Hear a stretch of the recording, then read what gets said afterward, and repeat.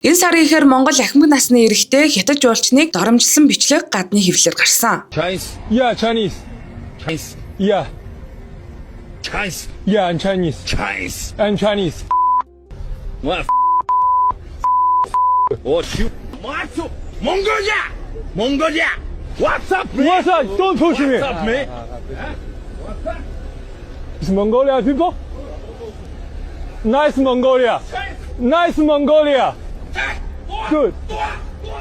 Good. Nice Mongolia.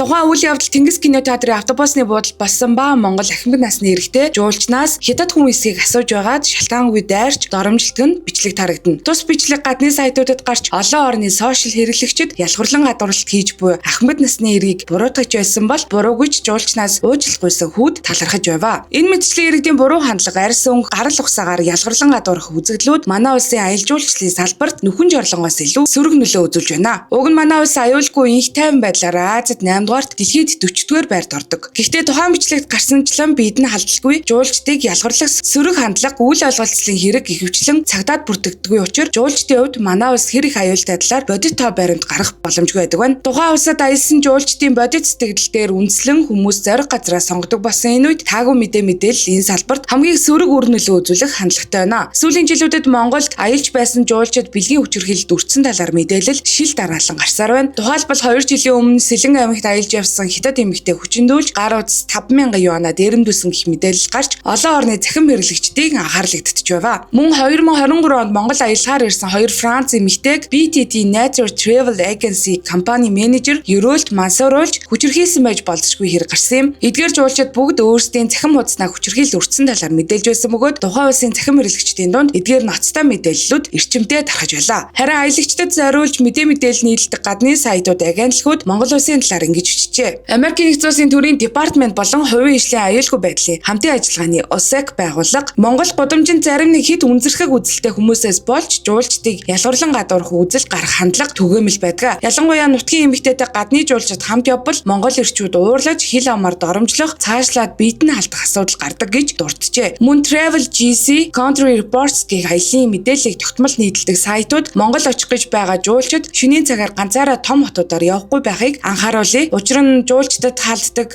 дээрмийн бүлэг этгээдүүд онгоцны буудаж төв талбайд олон байдаг. Өмнө нь Улаанбаатар хотын Сүхбаатарын талбайд цагдаагийн ажилтан мэд дүр хэсгсэн хүмүүс жуулчдыг дээрэмцэх хэрэг гарч байсан гэж бичжээ. Эдгээр сайтуудаас жуулчид тогтмол зорьсон улсынхаа талаар мэдээллийг интернетээр авч аялын маршрутаа өөрчилж байдаг. Ийм мэдээллүүдийн үр нөлөөг тоолгүй өнгөрч болохгүй юм. Эцэст нь хэлэхэд жуулчид онгоцноос буусан цагаас эхэлж таксины жолооч, цайны газар, үндэсний үйлдвэрлэгчид гээд бүхэл салбарынхантай эдийн засгийн харилцаанд орж гадаад валютын урсгалыг нээж өгч оцсон улсынхаа талаар үнэгүй сурталчилдаг чухал ач холбогдолтой. Иймд жуулчид манай улсад хэр их давтамжтай ирэх нь иргэд аж ахуйн нэгжийн хандлага төрийн бодлогоос дутуугүй их үүрэг гүйцэтгэдэг тул хөгжлөөс ухарсан хэд үнсэрхэг үзлийг хүмүүр халах шаардлагатай байна.